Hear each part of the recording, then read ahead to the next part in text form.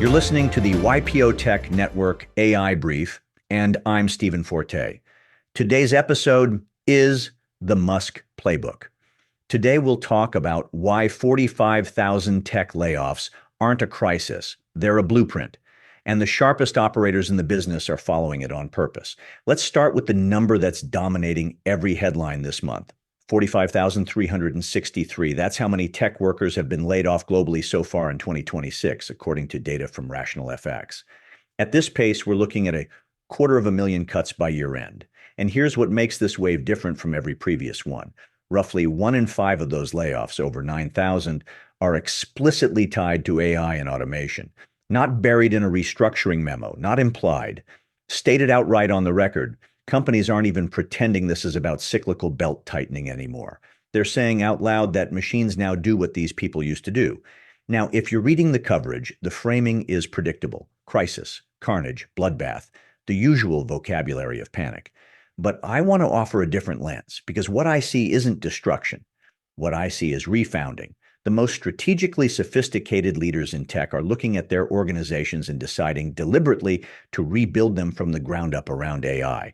And they have a precedent that proved it works. October 2022. Elon Musk closes his $44 billion acquisition of Twitter. Within 6 months, he cuts the workforce from roughly 7,500 to 1,500, an 80% reduction. The press called it reckless, irresponsible, suicidal. Every pundit with a LinkedIn account predicted the platform would collapse within weeks. Servers would crash. Content moderation would disintegrate, advertisers would flee permanently, and some of those things did happen briefly. But the platform kept running. New features shipped faster than they ever had under the old regime.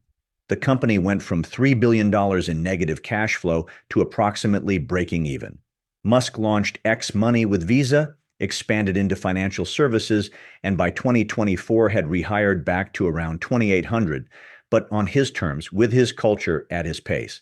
The lesson that every CEO in tech absorbed, whether they admitted it publicly or not, was devastating in its simplicity. You can cut radically and the company doesn't just survive, it can accelerate. That lesson is now being applied at scale. And the best case study right now is Jack Dorsey at Block. Block just cut 4,000 jobs, nearly half its 10,000 person workforce, in a single announcement. Not because Block was struggling, quite the opposite.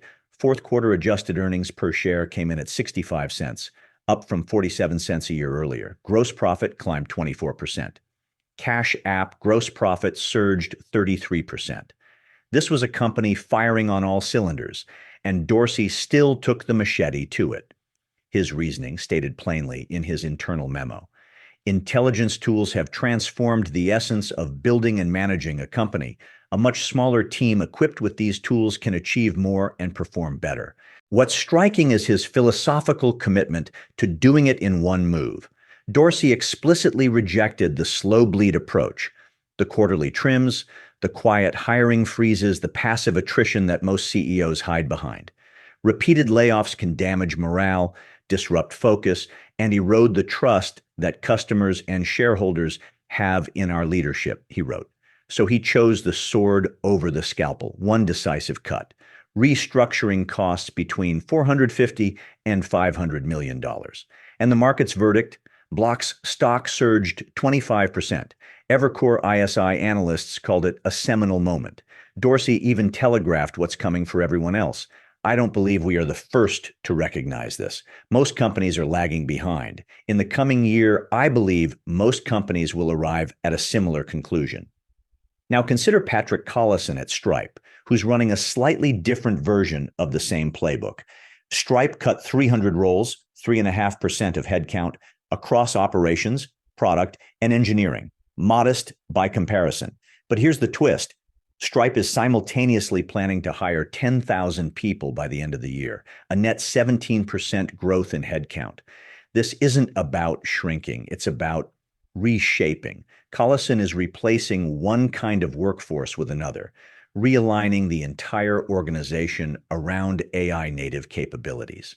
His vision for what software becomes is genuinely provocative. Software should be like pizza, cooked right then and there at the moment of use.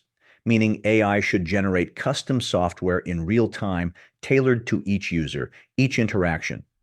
And Stripe has the scale to make this vision matter. $1.9 trillion in total payment volume in 2025, up 34%, valued at $159 billion, up 74% from $91.5 billion.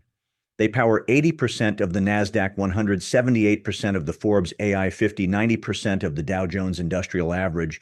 They've launched machine payments for AI agents, stablecoin micropayments, and partnered with OpenAI to build shopping directly into ChatGPT.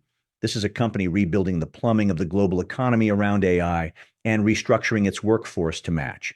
Then there's WiseTech Global, where CEO Zubin Appoo is being perhaps the most blunt of all. He's cutting 2,000 jobs, 30% of the company's workforce, over 18 months, with some teams reduced by half. His reasoning is the kind of statement that would have been unthinkable from a public company CEO even a year ago.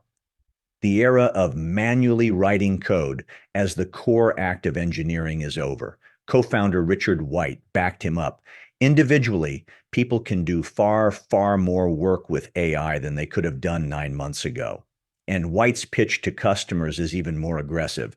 WiseTech's AI agents will help their customers cut labor costs by 50% within 2 years. And this isn't just CEO intuition running ahead of the data. Goldman Sachs has the numbers. Companies that discussed AI on their fourth quarter earnings calls have already cut job openings by 12%, compared to 8% for companies overall. Goldman predicts AI will eventually displace 6 to 7% of the entire U.S. workforce, roughly 11 million jobs. Under more aggressive assumptions, that number could reach 14%. The median productivity gain they're measuring is around 30%, with AI expected to raise U.S. labor productivity by approximately 15% when fully adopted. The highest risk categories, programmers, accountants, auditors, legal assistants, customer service, these aren't blue-collar jobs being automated. These are the knowledge workers sitting in your offices right now. But here's the critical nuance. Not everyone who swings the axe gets rewarded. Pinterest cut 675 jobs, 15% of its workforce, explicitly calling it an AI-forward strategy. The stock dropped. Investors didn't buy it. And that tells you something important. The market is sophisticated enough to distinguish between genuine strategic conviction and cosmetic restructuring. When Dorsey cuts, investors see a leader who genuinely believes AI changes everything and is willing to bet the company on it. When Pinterest cuts, investors see a company borrowing someone else's language without the underlying transformation to back it up. The playbook only works when the conviction is real and the results are already showing it. So what does this mean for members? I think it means we're in a window, a narrow one, where the leaders who act with conviction will separate themselves from the pack. And I'll tell you what I'm seeing on the ground. A year ago, most of the conversations I was having were about velocity. How fast can we ship AI? How fast can we deploy it? That's shifting. More and more of the companies I'm working with now have an explicit KPI. Reduce general and administrative headcount by 40%. Marketing, customer service, accounting, HR, inbound sales. Not someday, now. And these aren't panicked companies. They're the forward-looking ones.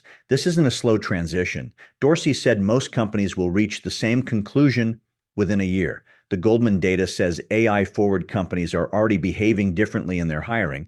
WiseTech is telling customers to expect 50% labor cost reductions. The question is not whether this refounding moment reaches your industry. It will. The question is whether you'll be the one leading it, reshaping your organization deliberately on your own terms in one bold move, or whether you'll be scrambling to react after your competitors already have. That's the YPO Tech Network AI Brief for Friday, March 13th, 2026. I'm Stephen Forte. If this hit home, send it to a fellow member who needs to hear it. I'll be back tomorrow with more. Until then, stay sharp.